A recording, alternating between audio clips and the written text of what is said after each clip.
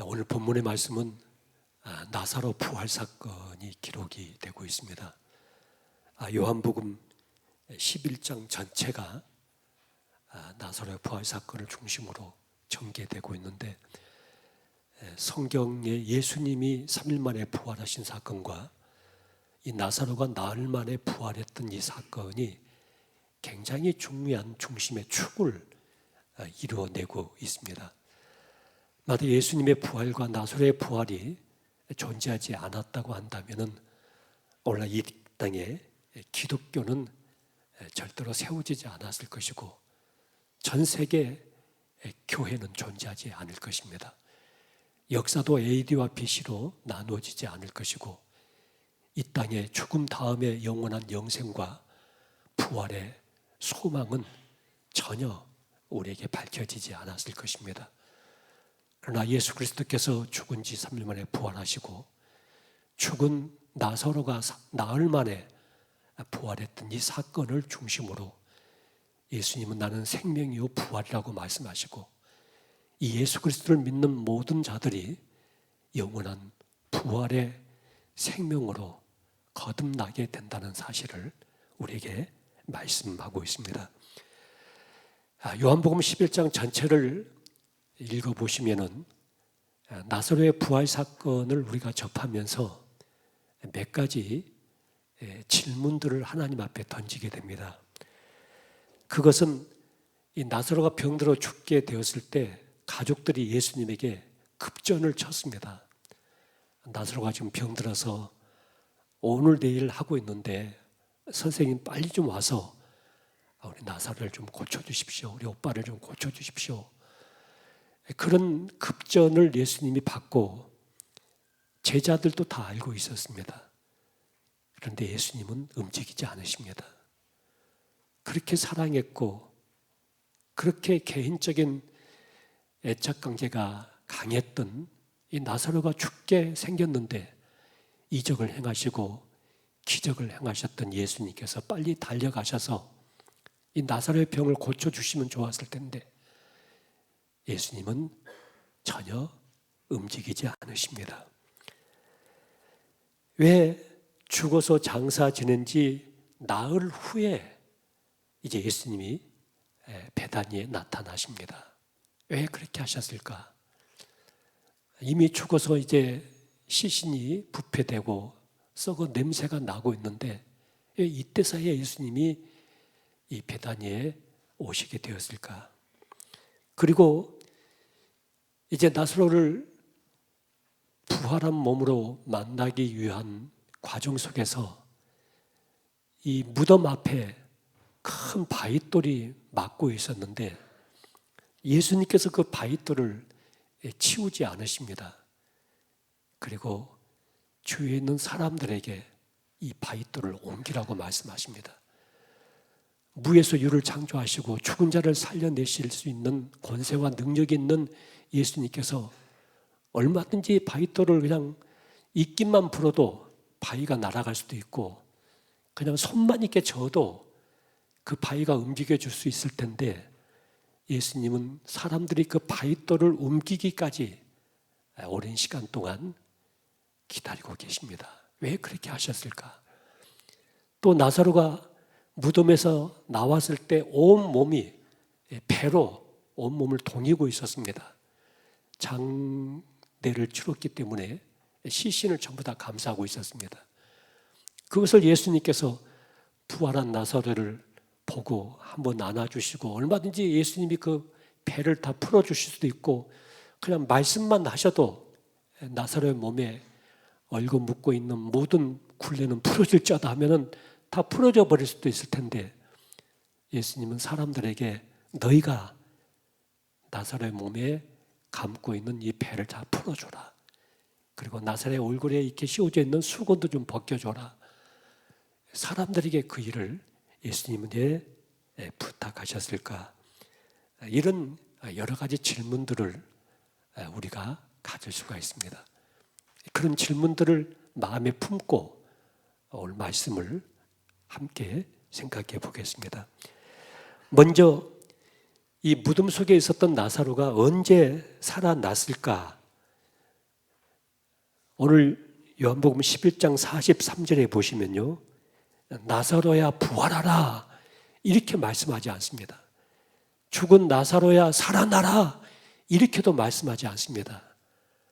뭐라고 예수님 말씀하시냐면 나사로야 나오더라 그렇게 말합니다. 나와라 그렇게 말씀하시지 뭐 살아나라 부활하라 그렇게 말씀하지 않습니다. 이 말씀은 예수님께서 나사로야 나오너라는 이 말씀을 하기 이전에 이미 나사로가 살아 있었다는 사실을 우리에게 중요하게 드러내고 있습니다. 그러면 언제 나사로가 살아났을까? 33절 말씀을 보시면 예수께서 그가 우는 것과 또 함께 온 유대인들이 우는 것을 보고 심령에 비통이 여기시고 불쌍히 여기셨다 이렇게 말씀합니다. 이 말씀이 시사하는 바가 굉장히 큽니다. 또 35절에 보시면 예수께서 눈물을 흘리시더라. 죽은 나사로 때문에 눈물을 흘리시는 것이 아니고 주위에 있는 믿음 없는 자들 때문에 눈물을 좀 흘리고 계십니다. 41절에 보시면 돌을 옮겨 놓으니 예수께서 눈을 들어 우러러 보시고 이르시되 내 말을 들으시는 것을 감사하나이다. 내 말을 들으시는 것을 감사합니다. 이미 과거사입니다. 또 42절에 보시면 항상 내 말을 들으신 줄을 내가 아나이다 이렇게 말씀합니다. 이것도 과거사입니다. 정확한 나사로의 부활 시간을 성경이 기록하고 있지 않지만 한 가지 분명한 것은 예수님께서 나사로야 나오너라는 이 말씀을 하시기 이전에 이미 이 나사로는 살아났었다고 하는 것입니다. 이미 부활했었다고 하는 것입니다. 그러면 나사로가 언제 부활했는가, 언제 살아났는가, 사실 이 부분이 중요한 것이 아니고 오늘 여러분과 내가 점검해야 될 부분은 이미 살아난 나사로, 이미 부활한 나사로가 여전히 무덤 속에 있었다는 사실을 생각해 보셔야 됩니다. 마태복음, 마가복음, 누가복음은 사건을 추적하고 있습니다. 그래서 사건 중심적으로 성경을 기록하고 있는데 요한복음만은 그 사건 배후에 담겨져 있는 영적인 의도를 추적을 합니다. 이 나사로의 부활 사건도 마찬가지입니다. 왜 부활한 나사로가, 이미 생명이 살아난 나사로가 여전히 왜 무덤 속에 갇혀 있을 수밖에 없었을까? 여러분, 우리가 구원받고 하나님의 자녀가 되었고 영원한 영생을 얻었습니다. 우리는 영원한 시민권을 가지고 있었습니다. 주님의 자녀가 되었습니다.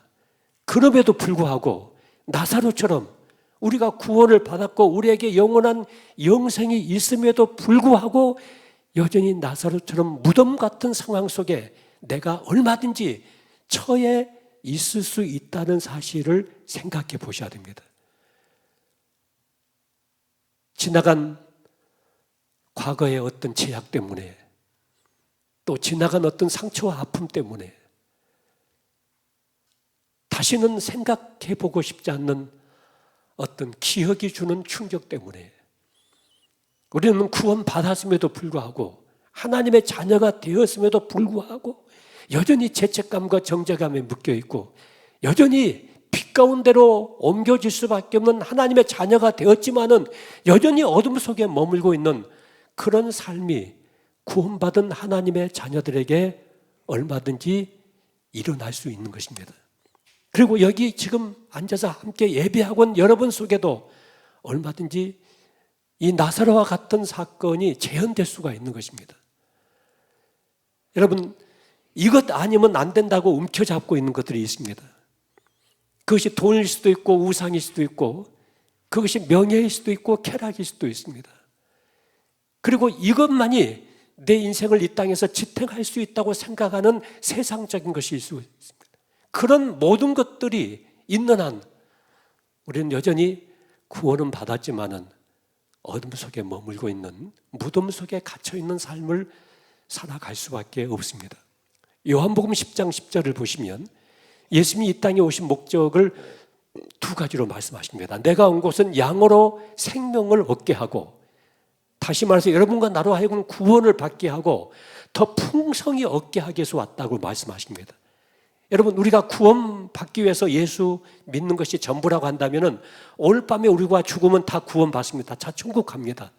그런데 천국에 들어갈 수밖에 없는 하나님의 자녀들인 여러분과 내가 이 땅에 지금 머물고 있는 한 가지 이유는 주님이 말씀하시기를 풍성한 삶을 살게 하기 위해서, 이게 풍성하다고 하는 것은 흘러 넘쳐나가서 누군가에게 선한 영향력을 끼치는 삶을 말하고 있습니다. 다시 말해서 나를 인해서 누군가가 살아나는 삶을 말합니다. 주저앉고 절망하고 좌절하고 인생이 끝이라고 생각했던 사람들이 나를 만나고 내가 전하는 한마디의 말을 통해서, 따뜻한 눈빛을 통해서, 격려하고 위로하는 손길을 통해서 그 사람이 살아날 수 있는 그 풍성한 삶, 그 영향력을 미치는 삶을 살기 위해서 우리를 구원하셨다고 말씀했음에도 불구하고 여전히 우리는 구원만 받았고 그냥 교회만 다니고 나중에 죽은 다음에 천국만 갈 것이지 이 세상에서 믿지 않는 자들과 똑같은 삶을 살고 있습니다. 똑같은 근심 걱정에 묶여 있고, 똑같은 정죄감과 죄책감에 묶여 있고, 똑같은 과거의 상처와 아픔에 묶여가지고 주님이 우리를 위해서 예비하신 이 풍성한 삶을, 도둑맞는 삶을 살고 있는 것입니다. 여러분, 이미 부활한 나사로가 왜 무덤 속에서 나오지 못하고 있습니까? 앞에 가로막고 있는 큰 바위돌 때문에 그렇습니다. 유태인의 장례법은 동굴을 이렇게 파가지고 그 안에다 시신을 넣고 동굴 입구를 바위돌로 이렇게 딱 막는 그런 장례법을 가지고 있었습니다. 그 바위돌은 한 1톤 정도 된다고 합니다, 보통. 그래서 장정 한 10명 정도가 달라붙어야만이 그 바위돌을 옮길 수 있는 그런 무게의 바위돌이었습니다. 그런데 그 바위돌이 무덤 앞에 딱 가로막고 있고, 그래서 이미 부활했지만은, 이미 거듭났고 살아났지만은 나사로가 그 무덤에서 나올 수 없는 상황을 만들어내게 된 것입니다. 여러분과 나도 마찬가지입니다. 내 인생에 어떤 바위돌이 나로 하여금 풍성한 삶을 살지 못하도록 가로막고 있는가? 여러분, 부활이시고 생명이시고 영생이신 주님이 우리 안에 지금 살아 계시는데, 내 안에 지금 살아 계시는데, 이 땅에서의 삶만이 아니라 이 땅을 떠난 영원한 내세의 삶까지도 예비하시고 주관하시는 그 주님이 내 안에 지금 살아 계신데도 불구하고 작은 문제 하나 때문에 주저앉아 버리고, 적은 염려거리, 근심거리 하나 때문에 머리 싸고 뒤집어 누워있고, 우리가 작은 것 때문에 정죄감과 죄책감에 묶여가지고 절망하고 있다고 한다면 우리는 그 바위돌들을 치워내지 않는 한 우리 안에 풍성한 삶을 회복하기는 어렵다는 사실들을 여러분 생각해 보셔야 됩니다. 복음의 능력이 과연 나에게 드러나고 있는가? 이 종교개혁이라고 하는 것은 말씀이 말씀되게, 말씀이 우리 안에서 살아서 움직일 수 있도록, 그리고 우리의 삶이 복음을 살아낼 수 있는 능력 있는, 영향력 있는 삶을 살기 위한 새로운 종교개혁적인 사건이었습니다마는 오늘 우리 안에서 이 종교개혁이 일어나야 됩니다. 그러기 위해서는 이미 우리가 구원을 받았지만은, 하나님의 자녀가 되었지만은 자녀답게 살지 못하게 만들고 구원받은 능력 있는 삶을 살지 못하게 만드는 내 인생의 바위돌들, 그것을 먼저 치워내야 됩니다. 여러분, 무엇이 여러분 인생의 바위돌인지를 한번 생각해 보시기를 바랍니다. 무엇이 하나님께서 절대적으로 원하지 않는 이 세상적인 것 때문에 우리는 염려와 근심에 묶여 있습니다. 걱정에 묶여 있습니다. 율법적인 종교 속에 묶여 있다 보니까 이 정죄감과 죄책감 속에 묶여 있습니다. 여러분, 죽음이라는 두려움과 공포는 사람이 가질 수 있는 가장 강한 정신적인 에너지를 소모시키고 있는데, 여러분, 우리는 이미 이 죽음을 뛰어넘은 사람들입니다. 우리는 이미 구원을 받은 사람들입니다. 그렇다고 한다면 이미 죽음을 뛰어넘는, 여러분, 세상에서 가장 무서운 사람들은요, 죽음을 뛰어넘어 버린 사람들입니다. 그 사람들이 가장 무서운 일을 할 수 있는 사람들입니다. 그런데 여러분과 내가 이미 죽음을 뛰어넘은 사람된 사실들을 우리는 깊이 생각을 해봐야 됩니다. 또 하나 우리가 생각을 해봐야 될 것은 예수님께서 앞에서도 제가 언급을 했습니다마는 그 무덤 앞에 가로막고 있는 바위돌을 얼마든지 옮겨줄 수 있는 능력이 있는 분이시잖아요. 요즘 같으면 포크레인이 와가지고 옮겨야 됐지만은 사람들을 장정들이 10명, 20명이 달라붙어가지고 그 옮기는데 얼마나 많은 수고를 하고 또 시간이 필요하고 과정이 있었겠습니까? 그런 것들 다 무시하고 예수님이 바로 그 바위돌을 그냥 옮길 수도 있잖아요. 보리떡 5개와 물고기 2마리로 5,000명을 먹이시고 또 바다 위를만 걸어가시고 병든 자를 고쳐내시고 막 이런 이적과 기적을 행하셨던 예수님께서 그걸 못 하시겠습니까? 그런데 예수님께서 그 바위돌을 직접 옮기시지 않는다고요. 그리고 죽은 나사로가 무덤에서 나왔을 때 그 몸에 감고 있는 칭칭 동여면 그 모든 배를, 그 굴레를 예수님께서 직접 풀어주지 않고 사람들에게 이것을 하라고 그렇게 말씀하고 있습니다.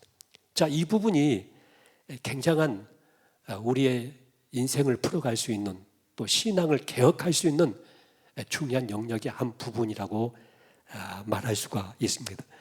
여러분 성경 전체를 보시면요, 하나님이 하실 수 없는 것들, 그러니까 하나님이 하실 수 없는 것은 전혀 존재하지 않는다 이렇게 말씀합니다. 하나님 모든 것이 가능하다, 전능하다고 말씀합니다. 그런데 하나님께서 모든 것이 가능한데 하나님께서 전혀 관여하지 않고 개입하지 않는 영역들이 있습니다. 그 부분이 뭐냐면 사람이 얼마든지 할 수 있는 일들, 그건 하나님이 대신하지 않으십니다. 그건 사람이 하도록 사람의 몫으로 남겨놓고 있습니다. 우리가 구원받고 하나님의 자녀가 되어서 하나님께서 모든 것을 다 할 수가 있습니다. 일용할 양식도 주시고 우리가 죽고 사는 것도 책임지시고 우리의 기도를 다 응답하시죠. 일용할 양식을 주시는데 그럼 우리가 하나님 저에게 오늘 일용할 양식을 주십시오 이렇게 기도하면 하나님이 우리에게 밥을 떠다 먹여주십니까? 아니잖아요. 하나님께서 이미 우리에게 일용할 양식을 주셨어요. 여러분 중에는 한 달 먹을 양식, 또 어떤 분은 1년 먹을 양식을 다 은행에다가 쌓아놓고 있는 분들이 많이 있을 것입니다. 어떤 분은 10년 먹을 양식을 이미 은행에다 다 쌓아놓고 있는 분들이 계실 것입니다. 평생 먹고도 다 못 먹을 양식을 이미 쌓아놓고 있는 분들이 계실 것입니다. 그런 분들은요, 하나님 앞에 하나님 나에게 일용할 양식을 주십시오 이 기도를 할 필요가 있습니까? 없습니까? 없습니다. 하나님 나에게 일용할 양식을 주신 것을 감사합니다. 이 감사 기도는 할 수가 있지만은 나에게 일용할 양식을 주세요, 일용할 양식을 주세요 이 기도를 할 필요가 없잖아요. 이미 내가 가지고 있고 내가 할 수 있는 일 아닙니까? 여러분 사람이 할 수 있는 일들, 이 바위돌을 옮기는 것은 얼마든지 사람이 할 수가 있습니다. 그리고 나사로 몸에 감은 배를 풀어내는 것도 얼마든지 사람이 할 수가 있습니다. 그것은 사람이 하도록 하나님께서 과정을 맡기시고 하나님이 기다리고 계십니다. 이제는 사람이 할 수 없는 일을 하나님께서 직접 관여하기 시작하십니다. 역사하기 시작하십니다. 여러분 기적이라고 하는 것은 이적이 일어났다, 기적이 일어났다는 것은 사람의 힘으로 할 수 없는 것이 있을 때 그것을 기적이라고 말하는 것입니다. 여러분 내가 100만 원을 가지고 있으면 100만 원 가지고 할 수 있는 일들이 있습니다. 살 수 있는 물건들이 있습니다. 근데 그 100만 원 가지고 살 수 있는 물건이 있을 때 그 물건을 사게 해달라고 우리가 하나님께 기도할 필요는 없잖아요. 이미 나에게 100만 원이 있으니까 100만 원 가지고 그 물건을 사면 되거든요. 그런데 정말 나에게 필요하고 이건 생명을 움직일 수 있는 문제고 또 이것은 내가 가지고 있으면 하나님 영광을 드러내고 수많은 사람들을 살려낼 수 있는데 그건 200만 원 줘야만이 그 물건을 살 수가 있는데 나에게는 100만 원밖에 없다고 해요. 자, 그럴 때 어떻게 해야 됩니까? 그때는 우리가 기도를 해야죠. 하나님이 간섭할 수 있도록, 하나님이 역사할 수 있도록. 하나님 나에게는 100만 원밖에 없는데 이 200만 원짜리 이것이 나에게 필요합니다. 이게 나에게 있어야 됩니다. 그래야만 내가 살고 내 주위에 있는 사람들 살릴 수가 있습니다. 하나님 영광 드러낼 수 있습니다. 그렇게 기도할 때 거기서 하나님이 역사하시는 거거든요. 거기서 일을 하시는 거거든요. 여러분 신앙은 무의도식이 아닙니다. 나는 아무것도 안 하고 하나님 나에게 축복해 주시겠지, 하나님 역사해 주시겠지, 길을 열어주시겠지. 여러분 공부하는 학생은 공부해야 됩니다. 공부를 안 해놓고 딱 시험지 앞에 놓고 기도하는 학생이 있습니다. 하나님 제가 공부는 안 한 것은 좀 죄송하지만은 이 시간 지혜와 명철을 저에게 주셔서 답안지를 환하게 보여주십시오. 하나님 저를 사랑하는 줄 믿습니다. 절대 하나님 그렇게 안 합니다. 공부 안 한 학생 빵점밖에 안 하십니다. 낙제하게 만드십니다. 사람이 할 수 있는 일을 사람이 하도록 하나님께서 우리를 늘 격려를 하고 계십니다. 여러분 삶 속에서 여러분이 지금 할 수 있는 일들, 해야 될 일들이 많습니다. 그걸 해야만이 바위돌이 옮겨지고 그걸 해야만이 몸에 동이고 있는 이 모든 천이 다 벗겨질 수 있을 텐데 그 일을 하지 않는 게으름이 우리에게 있을 수 있다고 하는 것입니다. 사실 이 세상에서 제가 보니까 예수 믿는 사람들처럼 부지런한 사람이 없습니다. 물론 직장 문제 때문에 새벽 기도를 전혀 할 수 없는 분들이 많이 계십니다만은 그러나 많은 크리스찬들이 새벽을 깨웁니다. 그 새벽 미명 시간에 일어나서 기도를 하며 하루를 시작을 하고 예수 믿는 사람들이 얼마나 최선을 다합니까? 여러분 신앙이라고 하는 것은 하나님이 날 도와주시겠다고 기다리는 것이 아니고 내가 할 수 있는 일에 최선을 다하는 것입니다. 그리고 내가 할 수 없는 그 영역을 이제 하나님께 말씀을 드릴 것입니다. 하나님 이 부분을 풀어주십시오. 이 부분을 역사해 주십시오. 이 부분을 새롭게 해주십시오. 그것을 우리가 하나님께 간구해야 되는 것입니다. 많은 분들이 할 수 있거든요. 무슨 말이냐. 믿는 자에게는 능치 못함이 없다. 이 말을 잘못 오해를 하고 있습니다. 그럼 나는 할 수 없는데 하나님이 하시니까 내에게서 모든 것이 이루어질 수 있겠지. 할 수 있거든 무엇인가를 해야 됩니다, 여러분요. 하나님께서 이 일을 이루게 하실 것을 믿고 무엇인가를 움직여야 됩니다. 그래서 야고보는 말하기를 행함이 없는 믿음은 죽은 것이다 그렇게 말합니다. 내가 무엇인가 액션을 취해야 되고 행동해야 되고 순종해야 되고 여러분 내가 예배드려야 되고 내가 기도해야 되고 내가 헌금해야 되고 내가 주일 송수해야 되고 이것은 내가 할 수 있는 일입니다. 내가 누군가를 사랑해야 되고 내가 누군가를 용서해야 되고 이건 내가 할 수 있는 일입니다. 그 일을 제쳐놓고 하나님이 나에게 축복하지 않으신다. 내 삶을 풍성케 않으신다.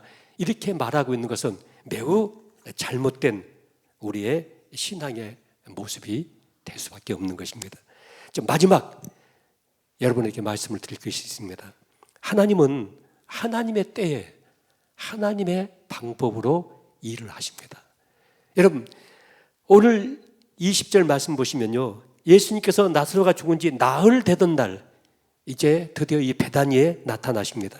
예수님이 오신다는 소식을 들은 마르다는 예수님을 맞으러 나가지만 마리아는 집에 버티고 앉아 있습니다. 이 마리아가 너무 속이 상했습니다. 아니 오빠가 병들어 죽게 됐을 때 예수님에게 연락을 드렸는데 그때 와서 좀 도와주시지, 그때 좀 고쳐주시지, 왜 죽어서 좀 장사 지내고 나흘이 넘었는데 이제 이때서 예수님이 오신가 속상하고 예수님에 대해서 섭섭하고 서운하고, 그래서 이 마리아는 그냥 예수님을 맞으러 나가지도 않고 움직이지도 않고 있습니다. 21절의 말씀 보시면 마르다가 예수님께 여짜오되 주께서 여기 계셨더라면 내 오라비가 죽지 아니하였겠나이다. 이게 불평하고 원망하는 것입니다. 좀 주님이 필요할 때 그때 좀 여기 계시지, 그리고 날 좀 도와주시지 왜 지금에 오셨습니까? 그리고 32절에 보면 마리아도요, 주님이 여기 계셨더라면 내 오라비가 죽지 아니하였겠나이다 이렇게 합니다. 이 마리아와 마르다의 입장에서 볼 때는 예수님의 행동이 이해가 안 됩니다. 왜 이렇게 하시는지, 왜 지금에야 오시는지, 왜 병들었을 때 좀 고쳐주시지, 죽어서 무덤 속에 있는데 왜 지금 오시는지, 모든 것이 원망스럽고, 그래서 예수님에 대해서 서운하고 섭섭하고, 우리가 하나님에 대해서 그런 마음을 가질 수가 있습니다. 하나님에 대해서 좀 서운한 감정, 섭섭한 감정을 가지고 그런 섭섭한 마음의 상처를 가질 수가 있습니다. 왜 그때 나를 좀 도와주시지, 그때 그 기도를 좀 응답해 주시지, 그때 그 위기 속에서 나를 좀 보호해 주시지, 왜 하나님이 그렇게 하지 않으셨는가? 그리고 그때 나를 좀 승진하게 하셨으면, 그때 좀 그 시험에 합격하게 하셨으면, 그때 나를 좀 그 직장에 들어가게 하셨으면, 그때 나를 그 사람과 결혼하게 하셨으면 좋았을 텐데 왜 지금 이렇게 힘든 상황 속에서 예수님께서 내가 너를 도와주겠다, 내가 너와 함께 하겠다 이렇게 말씀하시는지 이해가 안 될 때가 참 많이 있습니다. 여러분, 저도 제 인생을 돌아보면요, 제 인생 속에 왜 자꾸 이런 말이 주님에게 호소됐던 적이 참 많았습니다. 왜 이렇게 하시는지, 왜 그렇게 하시는지. 근데 그때는 그 상황 속에서는 그걸 다 이해를 할 수가 없었습니다. 근데 지내놓고 보니까 내가 원하는 때와 하나님이 일하신 때가 다르고 내가 원하는 방법과 하나님이 일하시는 방법이 다르다는 사실을 알게 된 것입니다. 제가 한 가지 30살 이전에 제가 결혼하려고요, 정말 기도 많이 했습니다. 또 CCC 간사를 하다 보니까 이 가정을 가져야만이 이 사역을 정상적으로 할 수가 있는 거예요. 그래서 결혼하게 해달라고 기도도 하고 그렇게 했는데 결혼이 끝내는 되지 않고 말았습니다. 그래서 30이 넘어가지고 간신히 제가 구제를 받아서 결혼했습니다. 근데 그때는 참 하나님이 원망스럽고 30살 이전에 제가 좀 결혼할 수 있게끔 하나님 해주시지, 그때 제 생각에 보니까 그 좋은 자매들이 있었다고요. 근데 하나님 그걸 안 들어주셨어요. 근데 지금 보니까요, 제가 김선아 씨와 결혼하지 않았다고 한다면 오늘 내 인생이 여기 있을 수가 없었을 거예요.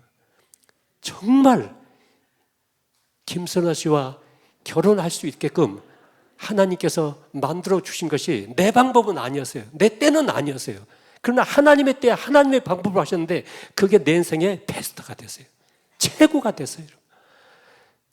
언젠가도 한번 여러분에게 간증을 한 적이 있습니다만 제 생애 아주 충격적인 사건 하나가 이 제천에 있는 청소년 수련원 사건이었어요. 근데 그 수련원 위탁 경영권을 이제 저희 CCC가 가져오게 되었습니다. 많은 경쟁 속에서 거의 7개월 동안 작업을 해가지고, 근데 그 당시에 수백억을 들여서 제천시에서 청소년 수련원을 건축하고 수백 명을 그다 숙박할 수 있는 시설을 만들었습니다. 그걸 이제 위탁 경영권을 이제 가져오게 된 것인데, 그걸 경영권을 따왔는데 일주일 만에 저희 CCC 본부 재단 내 사정으로 말미암아서 그 경영권을 다시 제천시에다가 반납해야 되는 사건이 생겼습니다. 저는 죽을 것만 같았습니다. 제가 시장을 만나서 가서 얘기했더니 시장님이 막 책상을 치면서 어떻게 이 지방정부도 정부인데 정부하고 했던 일을 이렇게 무효화시킬 수가 있느냐. 지금 취소시키면 다시 재공모를 또 해야 되고 다시 또 선정을 해야 되고 몇 개월이 또 지나가고 이것은 재정적으로도 그렇고 이 수백억을 들여서 청소년 수련을 지어놨는데 이것을 이렇게 텅텅 만들고, 그래서 제가 그 앞에서 그냥 죄송합니다 그렇게 죄송하다고 말만 할 수밖에 없었습니다. 그 사건이 있고 난 2년 후에 우리 청주 주님의 교회가 이제 개척이 됐습니다. 여러분, 만약에 제천 청소년 수련원 제가 관장이 돼가지고 있었다고 하면 지금도 제가 거기 있을지 모르겠습니다. 만약 그랬다고 한다면 이 땅에 우리 청주 주님의 교회는 생겨나지 않았을 것입니다. 내적치유센터도 생겨나지 않았을 것입니다. 사단법인 내적치유 사역원도 없었을 것이고 제가 서술했던 많은 책들도 출판이 되지 않았을 것입니다. 그때는 그게 답답하고 죽을 것만 같았습니다. 모든 것이 끝난 것만 같았습니다. 어떻게 이럴 수가 있을까? 어떻게 이런 사건이 생길 수가 있을까? 아니, 결정되기 이전에 취소하려면 그때 취소해 두시지 왜 결정되고 나서 일주일 후에 이런 사건이 생겼을까? 그런데 지금 되돌아보니까 거기에 머물러 있었으면 안 된, 할 수 없었던 내 인생에 사건들이 있었어. 그래서 하나님이 일하시는 것은 하나님의 때에 하나님의 방법으로 최고의 베스트로 만들어주신다. 여러분, 이 사실을 굳게 믿으셔야 되십니다.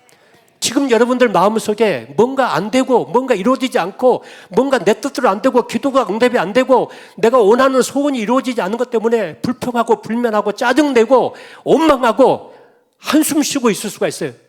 그런데 여러분, 성경은 쉬지 말고 기도하라 이렇게 말씀합니다. 우리가 다음 주날 추수감사주일입니다마는 우리가 추수감사주일은 무엇을 주십시오 하는 것이 아니라 이미 하나님이 나에게 주신 것에 대해서 감사를 하고 또 앞으로 내 인생을 그렇게 만드실 그 주님 앞에 감사의 제단을 쌓는 것입니다. 여러분, 인생 한 사람 한 사람을 하나님께서 하나님의 때에 하나님의 방법으로 반드시 여러분들을 일으키실 것입니다. 여러분들 축복하실 것입니다. 독생자 예수 그리스도까지 나를 위하여 내어주신 하나님께서 무엇이 아쉬워서 우리에게 기도를 응답하지 않겠습니까? 우리에게 이 일을 이루어주지 않겠습니까? 그런데 하나님의 때가 아직 안 된 거예요. 그리고 하나님의 원하시는 방법이 틀리신 거예요. 그걸 기다리셔야 됩니다. 잠잠히 기다리시길 바랍니다. 그리고 주님을 바라보시길 바랍니다. 반드시 주님께서 길을 열어주시고 문을 열어주시고 내 인생의 풍성한 삶을 회복해 주실 것입니다. 그렇게 역사하실 것입니다. 그걸 굳게 믿으셔야 됩니다. 우리는 복음을 가지고 있는 자고 구원을 받은 자고 하나님의 자녀의 권세를 가지고 있는 자입니다. 우리는 이 세상의 어둠에 속해 있지 않습니다. 세상 사람들처럼 근심, 걱정 그런 속에 우리가 빠져 있을 수가 없습니다. 절망 속에 빠져 있을 수가 없습니다. 하나님이 우리의 희망이고 우리의 비전이고 꿈입니다. 사랑하는 성도 여러분, 힘드신 일들, 어려운 일들, 답답한 일들, 또 원망할 수밖에 없는 많은 일들 앞에서 여러분이 오늘 이 말씀을 꼭 붙잡고 이제 하나님의 때에 하나님의 방법으로 반드시 내 인생은 새로워지게 될 것이다. 내 인생의 대박은 터질 것이다. 내 인생은 잘 될 것이다. 이 사업장도 직장일도 이 자녀 관계도 이 인간관계도 반드시 풀어지게 될 것이다. 내가 할 수 있는 주님 안에서 내가 할 수 있는 일을 마음을 다하고 뜻을 다하고 목숨을 다해서 최선을 다해야 되겠다. 믿음으로 최선을 다해야 되겠다. 밤을 살고 새벽을 살아야 되겠다. 이 믿음을 가지고 주님 앞에 순종하시길 바랍니다. 그러면 하나님께서 계획하신 그 모든 일들 하나님의 때에 하나님의 방법으로 이루어내실 것입니다. 기도하십시다.